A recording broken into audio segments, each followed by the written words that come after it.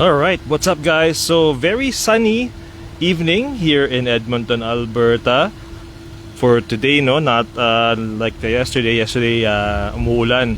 So welcome sa inyong lahat. So guys, what we're doing tonight is we're doing a Facebook Live video para sa isang kliyente ko na long term customers ko na sila. Grabe, as in like one of the very first customers I've ever had in the auto industry. So they contacted me. We're looking at possibly trading in their vehicle. So na-approve ko na sila for the pre-approval, and now they're deciding between these two different vehicles here. So I told them, let me do a Facebook Live video so you guys can compare since they're out of town. Like majority of my clients are out of town. So makita nyo yung features, makita nyo yung benefits ng bawat isa, what makes this a good choice, what makes that a good choice, and then we're gonna do the pros and cons for each vehicle. So guys, what are we looking at? We are looking at same year, 2019, on your right, the 2019 Honda Pilot Touring, okay, in the 7-passenger configuration, so captain seats, and on the left is a 2019 Toyota Highlander XLE. Okay, so we are comparing a top trim level Touring ng Honda to a mid-trim ng Toyota, which is the XLE. Okay, so very similar vehicles. This is the 2019 year was before the redesign nung 2020. Okay, so it's gonna be you know, it may seem like it's an unfair thing, pero they're both the same year, and they're both very adequately equipped, no. So I'm gonna go over both vehicles para makita nila mag-asawa, maka-decide sila kung anong pipiliin nila, kung saan nila gagamitin yung pre-approval na nakuha ko para sa kanila. So let's start off with the 2019 Honda Pilot Touring. So ito siya. So it's in a silver color. So as you can see, as you guys know, Touring is the top trim level when it comes sa mga Honda vehicles. Black edition above that, right? So yan siya. So you got the very nice headlights, you got your fog lamps, you got the block heater there.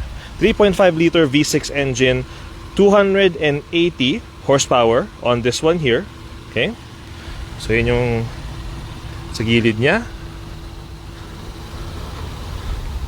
So for the Touring, it comes in both the 7-passenger captain seats and the 8-passenger configuration as well. So let's take a look sa kanyang wheels dito. I believe these are 20-inch ones because they are the Touring. Nahanap ko lang. Yeah, these are 20s. So all-season tires. Okay, so yan siya, malinis ang katawan. Very nice silver color, no? And sa likuran, so you got that there. You got your backup sensors. You got your backup camera there. So Touring all-wheel drive. Okay, so yan naman siya. Now let's take a look at the Highlander. So ito naman, yung 2019 Toyota Highlander.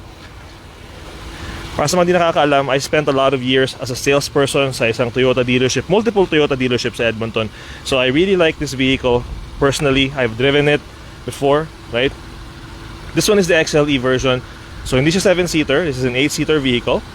So if you look at the front, you also got the nice LED daytime running lights. You got fog lamps as well. There's a block heater plug here as well, right there. So hindi siya kita, right? Maliit lang. Same thing guys, 3.5 liter V6 engine. However, horsepower output mas malakas ang 2019 na Highlander kumpara sa Pilot. So the Pilot has 280 horsepower. This one has 295. So by a good 15 horsepower and difference sila when it comes to horsepower output, no? So going around the vehicles, you can see there, this one is in the Blizzard Pearl color. So hindi siya yung taxi white, no? Ito yung parang Blizzard Pearl, I don't know how to describe it. Parang off-white na shiny ang itsura niya. So it's also got some big wheels here, but I don't think these are 20s. Let me just double check, no? So these are 19s. Okay. So yung itsura naman niya. So a couple of notes here. If I remember correctly from my Toyota days, yung running boards ng Highlander XLE ay extra. So I'm thinking this is an aftermarket na pinalagay ng previous owner. And normally running boards are around $1,000, no? I also noticed the body side moldings. So these are usually extra as well. That's usually between $200-300 depending kung gaano kalaki ang sakyan. So again, previous owner, pinalagay yan. So yun yung sa labas. Very nice Blizzard Pearl color. Let's look sa likuran naman. So, XLE all-wheel drive. So, yan naman siya. Yan naman yung kanyang backup camera. So, since nasa likuran tayo, let's start our comparison from here. Since we are comparing a 7-seater versus an 8-seater. So, take a look at the size nung Toyota Highlander XLE. And both vehicles nga pala have the power lift gate. So, just press the button there.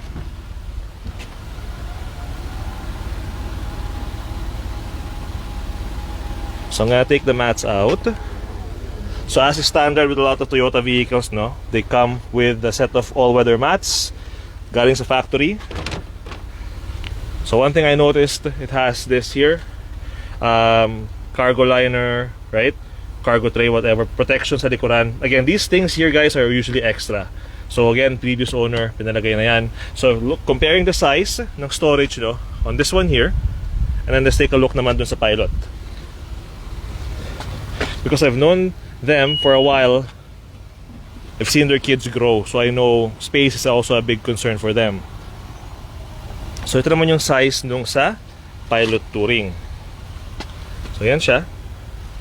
Ito yung sa Highlander. So ang titingnan mo, parang mas maliit yung space ng Highlander ng konti, right? Kumpara sa Pilot. So parang mas maliit to ng konti kumpara dito. You also get the extra storage here on the Pilot Touring, which is nice. Whereas sa Highlander, tingnan natin, I do believe it has storage here as well.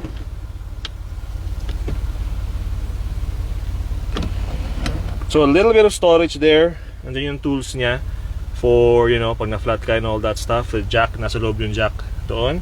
So not as much space kumpara sa Pilot na Touring. Okay? So, little less cargo space here kumpara sa Touring. But, at the same time, you can fit 8 people here and only 7 dito. So, depende na yung kung gaano kalaki yung family. Okay? Now, I'm gonna fold yung upuan sa likuran just to give them a better idea kung gaano kalaki yung space pag naka-fold yung mga upuan. So all you have to do is pull this, push it down. Same thing with this one here. Push, hold, push it down. So space-wise, ganyan siya kalaki. So I'm hoping it's giving a good look, no? Kasi maaraw eh.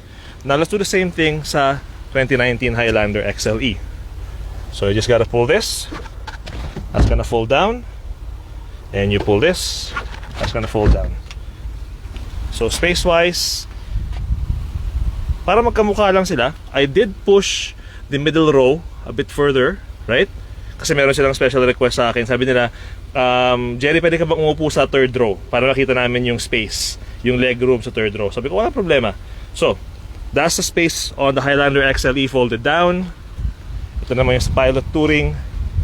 So I do want to say na this does come across bigger space-wise kumpara sa Highlander. It does come across na mas flat ito kumpara dito. So what we're gonna do, I'm gonna put yung third row up again kasi gusto nga nila makita kung paano ito. Now here's the tough part here. Kung nakikita nito, itong cord, kailangan mo idaan dito or else may hirapan kang hatakin. Kung naalala nyo yung Lexus from last week, yung may power button, makes it a lot easier. So I have to reach in, pull that goes up, ma-adjust mo to, hatakin mo lang to, it can recline a little bit. Same thing, gawin natin dito.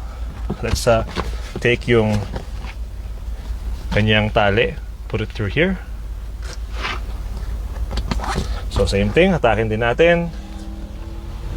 And to adjust yung recline, takin mo lang to, it goes back. So let's do the same thing sa Pilot.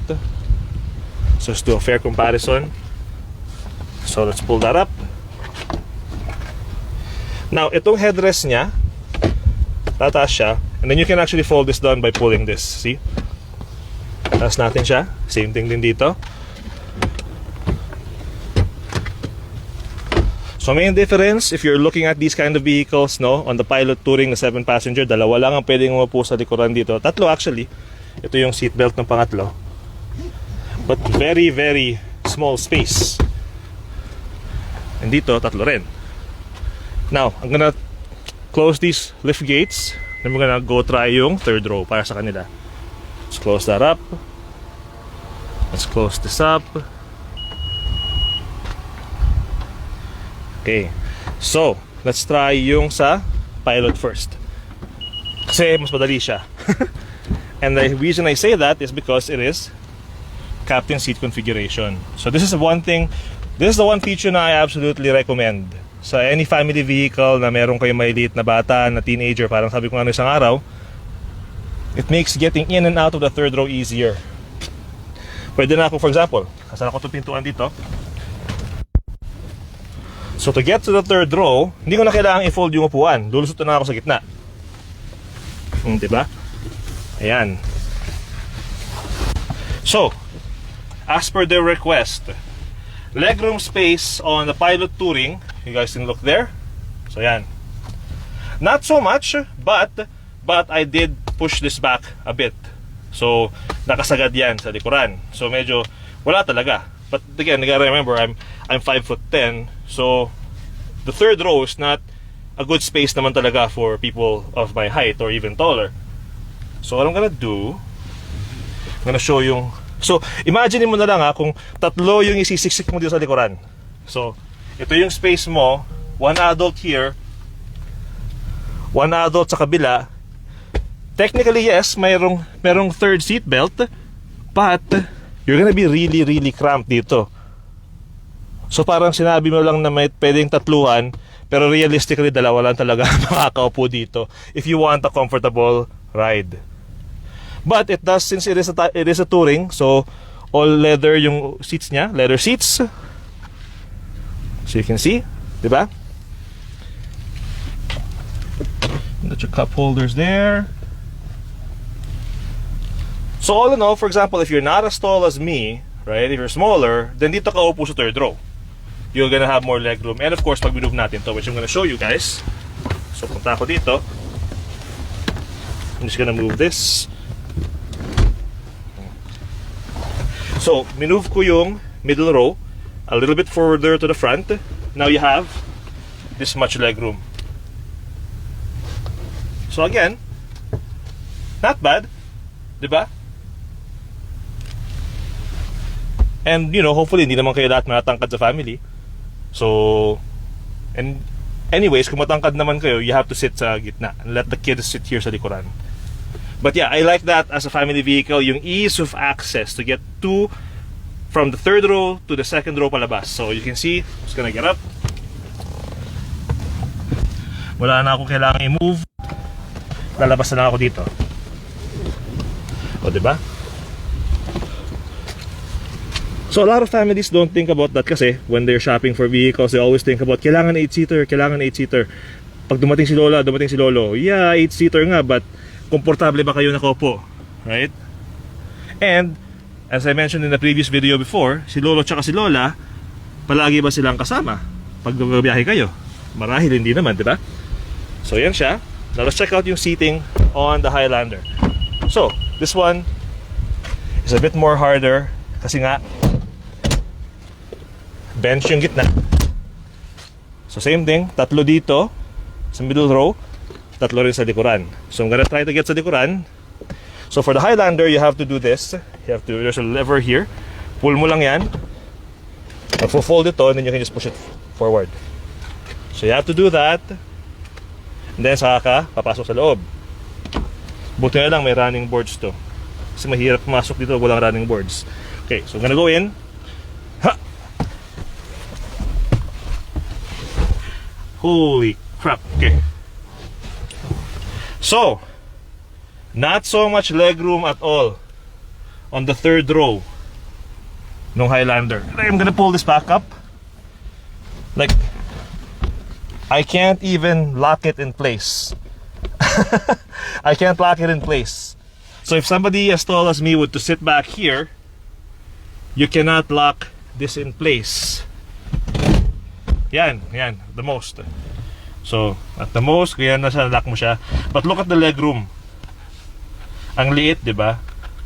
Talagang pang bata lang.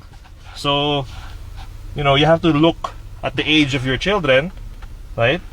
When you're buying family vehicles like this. If may mga baby pa sila, maybe okay yung ganito.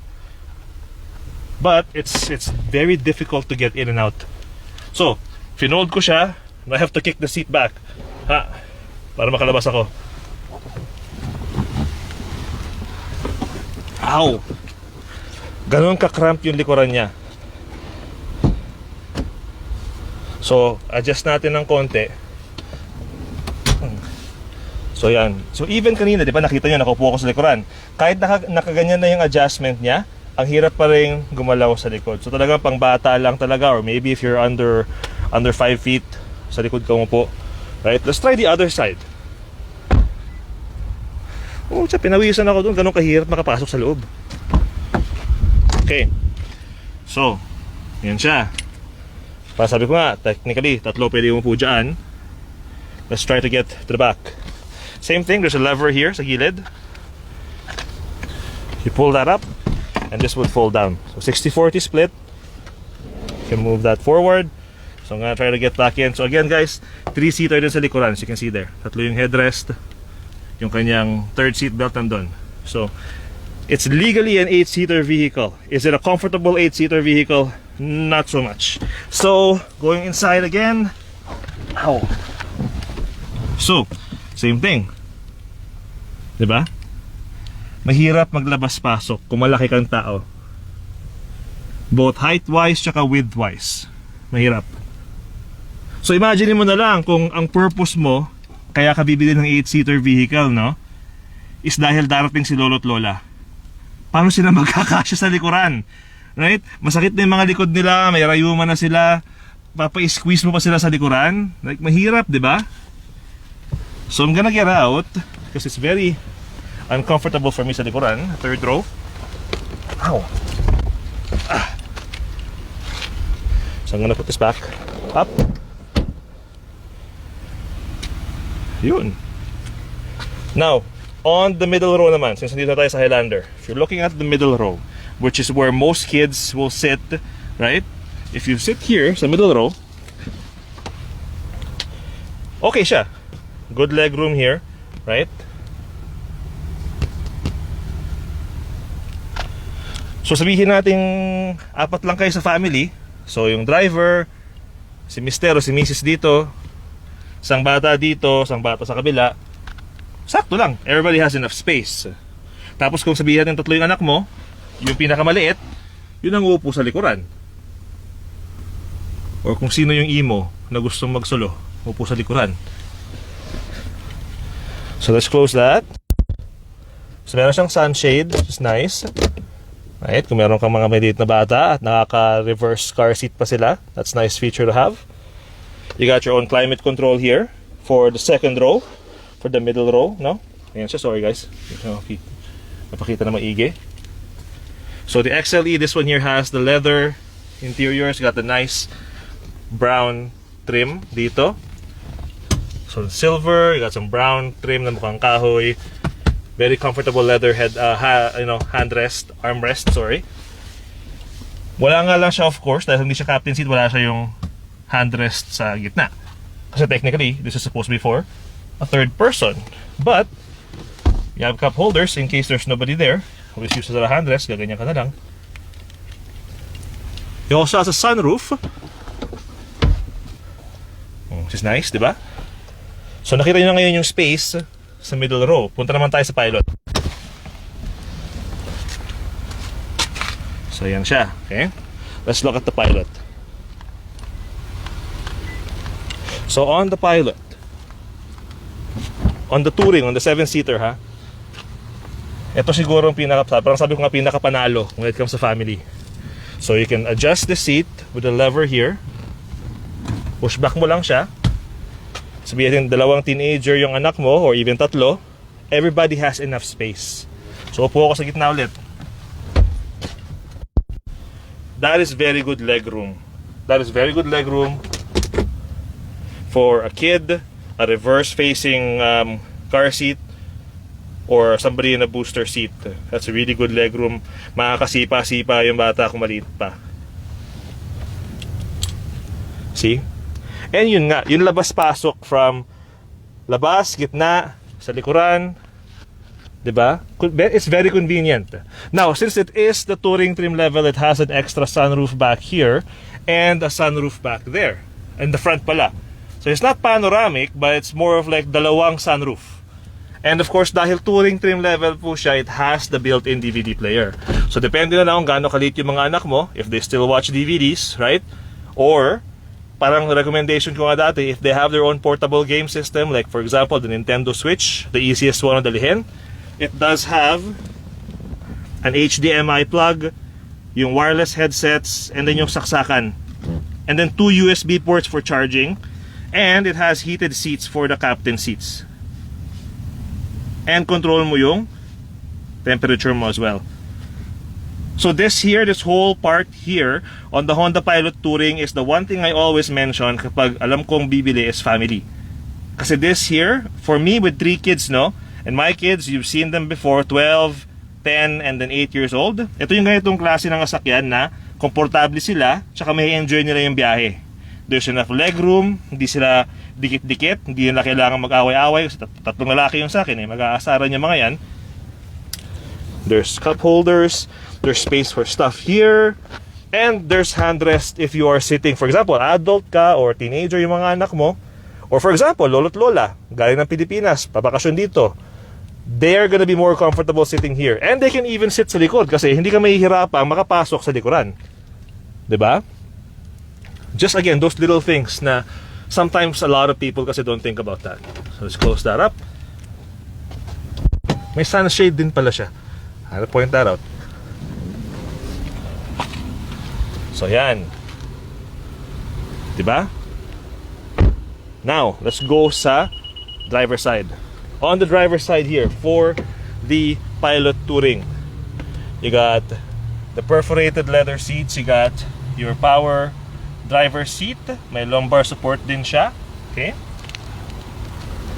Of course, you got all the Honda safety technology, rear parking sensors, right? Collision mitigation braking system, lane departure warning, you got an econ button, which you're gonna notice this mamaya dun sa Highlander. So econ button, and then yung kanyang side mirrors are power folding. Okay? Going here naman sa steering wheel, let's close the door. So you got a heated steering wheel, perfect for us here sa Alberta, right? You got your adaptive cruise control, you got your Bluetooth controls here, okay? You got your display over here. So this is touchscreen as well, so you can see there, home button. And since it is touring, ito yung pinaka top trim level, meron siyang navigation built in. Okay? Push button start. So, just like all Hondas, pag push button start, lagi niyang merong built in na remote starter dito. Yung pag shift mo ng gears mo and everything, dipindot, hindi siya di-cambio. By buttons lang siya. Park, kung put my foot on the brake, put on reverse. So if you can hear yung beeping, yan yung kanyang rear cross traffic, ano. So nadedetect nung sensor sa likuran na you're too close to that other vehicle, nagbi-beep siya to let you know, merong something sa likuran mo na masyadong malapit ka. So let's put this out of reverse, put it back on park. Okay. So since it has a built-in DVD player, yung screen sa likuran kanina, ito yung kanyang DVD player, so it plays Blu-ray and DVD. You got a power outlet over here, charging ports, USB ports, wireless charging. If your phone has wireless charging, pwede mo siyang gamitin dito. May wireless charging ito. So yung drive modes mo, you got drive and sport mode. It has paddle shifters nga pala. If you notice there, may paddle shifter siya. For all the family racing you're gonna be doing. I don't know. I don't know a paddle shifter. Ito yung kanyang middle console. So, good space there. More charging ports dun sa loob. Diba? So, never mali-dead bat ang mga cellphone mo or tablets mo sa sakyan na to. Basta meron kang USB cord. Glove box is here. I'm not sure why, whose chips that is. That's not mine. Ayun yung kanyang dalawang wireless headsets. You got heated and cooling seats as well. Let's close that up. And you got a digital speedometer. Now, dito sa factor na to, dito talo yung Pilot. Kasi if you look at the kilometers on this one, for a 2019 model, it's already at 71,188. So whoever owned this before was doing a lot of out-of-town driving to get that much kilometers in a span of 2 years ng ownership. Okay? So nung nakita ko yan, sabi ko, okay, all the features and everything meron tong Pilot na to, dito siya talo nung Highlander sa kilometers. Kasi talaga mataas for 2019. And as you guys know, Honda warranty, right? Yung powertrain warranty ng Honda is 5 years or 100,000 kilometers. So, whoever's gonna buy this vehicle, mga 30,000 kilometers na lang ang naiwan when it comes sa powertrain warranty mo. Even if the vehicle is only 2 years old, because of the mileage, right? Paubos na yung warranty niya. But, on the flip side, right? It is a Honda vehicle, right? Hondas are known for being one of the most reliable brands in the world, kaya nga mataas ang kanyang resale value. Same as Toyota, diba? They're known for reliability. Na pag inalagaan mo yung Honda, alam mong tatagal siya ng mahabang panahon. Yung tipo na hindi mo na kinakailangan magpalit unless maboard ka na lang. So, ayan siya. Let's take a look naman dun sa Highlander. Oh, forgot to mention, you also got programmable driver seats for each driver. Okay? Now let's look dun sa Highlander. On the Highlander, going on the driver's side. So for a mid-trim, ang XLE is mid-trim. This one has the leather. Okay? Got a nice brown stitching. Hindi nga lang siya perforated, but it is leather. Right? And you got the power driver seat as well. So may lumbar support, may powers yung kanyang controls dito, right? Diba? This one has the automatic headlights, power lift gate, right? Yung auto stop function for both of them, they both have it. Hindi ko lang na-point out sa touring kanina. Let's go in.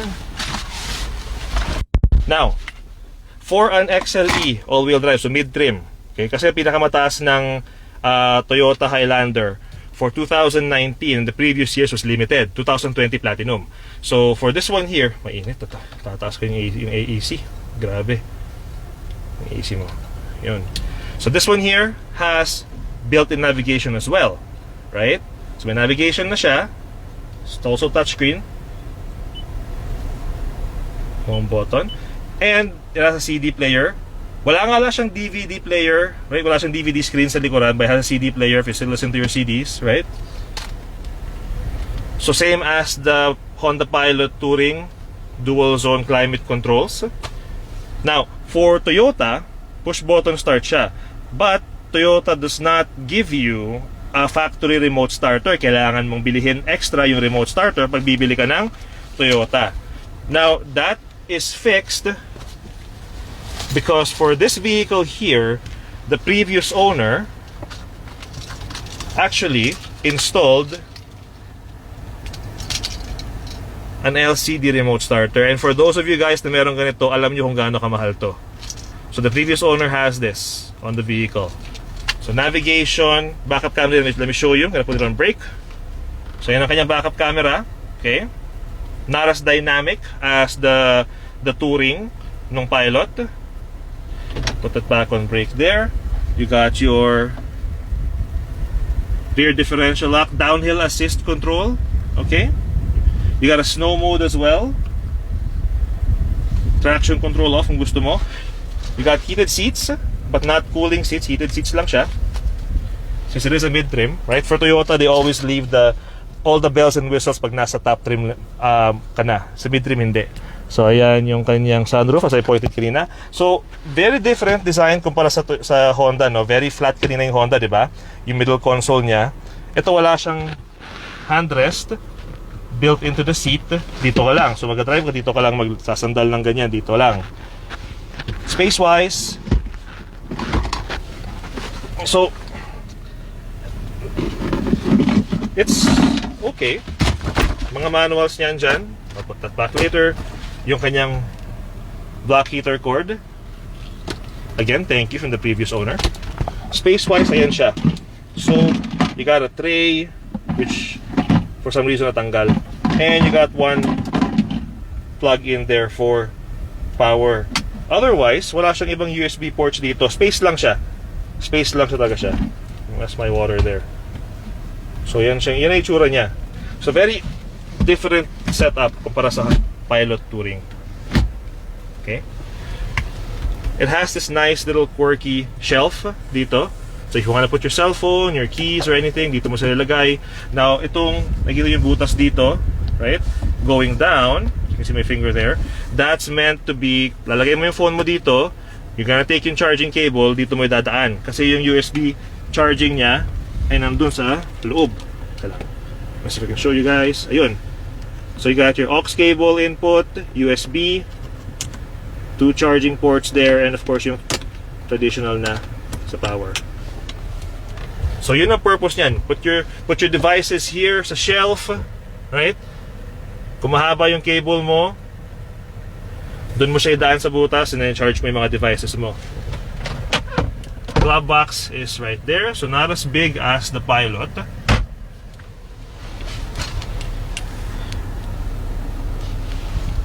So as you can see there, yun yung kanyang steering wheel. No, sorry guys, I'm just gonna fix my view.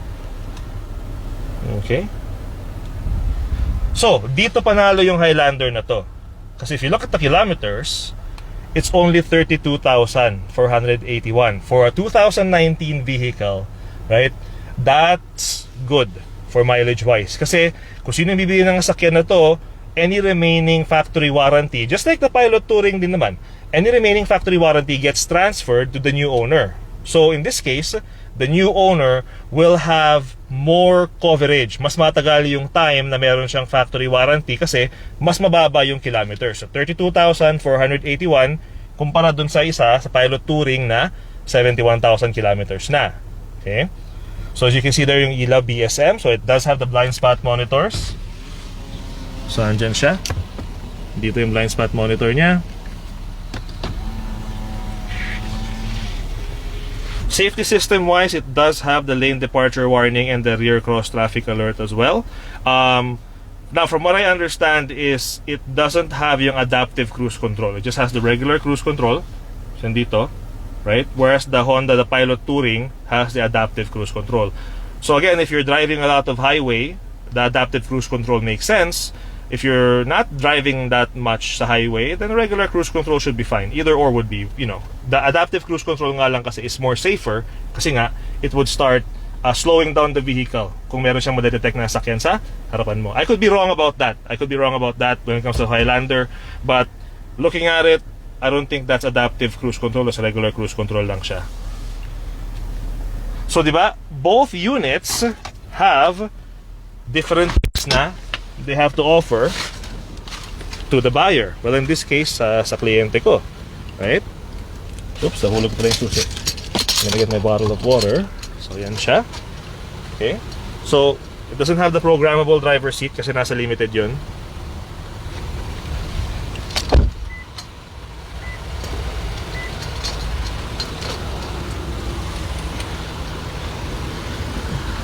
So, there you go. Right? Both vehicles, same year, top trim level Touring, right? Mid trim XLE. So let's go over the pros and cons, right? I'm gonna summarize everything up.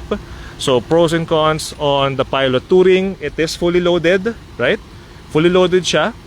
Carfax records dito is malinis. So there's one previous owner, right? One previous owner and no accident or damage records. Yung pros ng Pilot Touring, no? And nakita nyo naman kanina, captain seats, leather, DVD player, you know, pwede ka mag-plug in ng game system kung gusto mo, may wireless headsets. It's the fully loaded top of the line model, perfect for families. Now, ano yung cons naman niya, kilometers wise? Napakataas na milyahe for a 2019. Now, masusolusyonan mo yon by buying Honda Plus extended warranty. However, kung bibili ka naman ng Honda Plus na extended warranty, because of the kilometers, right, you're gonna have to spend more money to buy an extended warranty para mapahaba yung length nung Honda Plus ng warranty mo. Kasi Honda Plus, as I mentioned in my video a few days ago, is based on kilometers. So kung ngayon pa lang 71,000 kilometers na siya, para ma-fully protektahan mo yung sasakyan mo, you're gonna have to buy Honda Plus na aabot ng 120 or 160,000 kilometers. And on the Honda Pilot, that's an extra $2,088 or $2,400.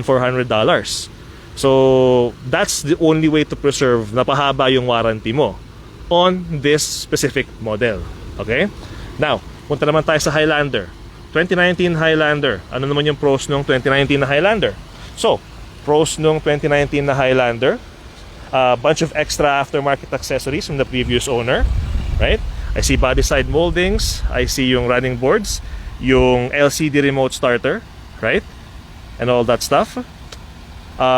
Horsepower, this one has more horsepower than the Honda Pilot, but both of them, since pareho silang V6, can both tow, if equipped with a towing package, they can both tow up to 5,000 pounds. So pwede silang pang towing kasi V6 sila eh. Okay? Pros naman ito, besides that, comparing these two ones, kilometers, right? Kalahati ng milyahe nito, yung milyahe ng isa. This is a 30-something thousand plus kilometers, yung isa 71,000. Now, cons, right? Hindi nga lang siya kasing well-equipped tulad ng Touring. So, there's a lot of comfort features na meron yung Touring na wala dito. And main thing, as I demonstrated kanina, if you're gonna be using yung maximum passenger space for 8 people on this vehicle, it's gonna be a very uncomfortable drive. Dahil yung legroom, especially kung malaki kayo or matangkad kayo or both. Right?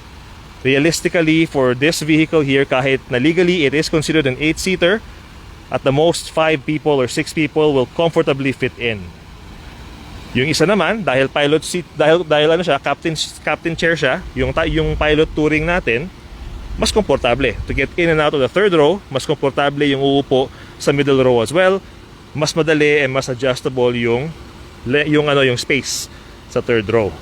Now, you might be wondering, price point wise, right? Price point wise, believe it or not, mas mahal yung Highlander by a good $1,500, by a good $2,000. So this Honda Pilot here is $39,900, okay? 2019, okay? This one here, 2019 XLE, price point wise is a $41,900. So if you think about it, not too much price point wise difference, no? Looking at the bigger picture, right? Hindi naman tayo nagbibilang ng piso dito eh, right? Na, uy, $5 more ito. No, right? So about $1,500, $2,000 ang difference ng dalawa. But features wise, they both have different things to offer. So, with that being said, right? I'm noticing the comments here. A lot of people are saying Pilot, right? Because of the captain seats. I personally, as a parent of 3 kids, I like the Honda Pilot as well. I like yung captain seats niya. Makes it a lot easier to get in and out. My kids are still at that age na gagamitin pa nila yung DVD player. Okay? However, the video is not for me. The video is for my client. And alam ko yung mga anak ng kliyente ko, 2 lang yung anak niya, and they're not little kids anymore. Malaki na sila. So, you know, the Highlander could work for them, the Pilot could work for them. Now, the one thing I'm gonna point out that not a lot of people ask me, right? And if you're not aware of this as well, kasi yung kliyente ko, he works with machines, so he knows mechanically tungkol sa sasakyan. The one thing I'm gonna point out is the Honda Pilot uses a timing belt, and the Toyota Highlander uses a timing chain. So, because the Pilot uses a timing belt, right, it is considered a wear and tear item. Meaning nun, right, there's gonna be a certain period na coverage siya ng warranty. Pag tapos na yung warranty coverage ng timing belt, you have to pay for the replacement and installation ng bago. Kasi the timing belt will wear out, right? The timing belt will wear out faster than the timing chain ng Toyota Highlander. Both of those components are covered by manufacturer warranty up to a certain point, right? Pero longevity, from what I understand, from what he told me, right, the timing chain will last longer than the timing belt ng Pilot. So take it for what it is, right? Maybe it's that something na maybe hindi mo alam. Maybe it could influence your decision, right? It's a small little thing.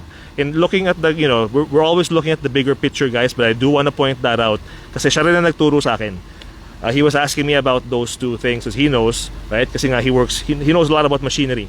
So alam niya. So that's another thing that I want to point out. So with that being said, I hope napanood nila yung video na to. I know they're both at work right now. So malamang mamayang gabi pa nila or bukas pa nila mapanood yung video.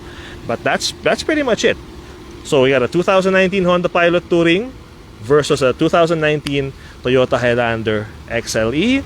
So I'm just gonna wait for them to decide kung alin sa kanilang dalawa ang pipiliin nila.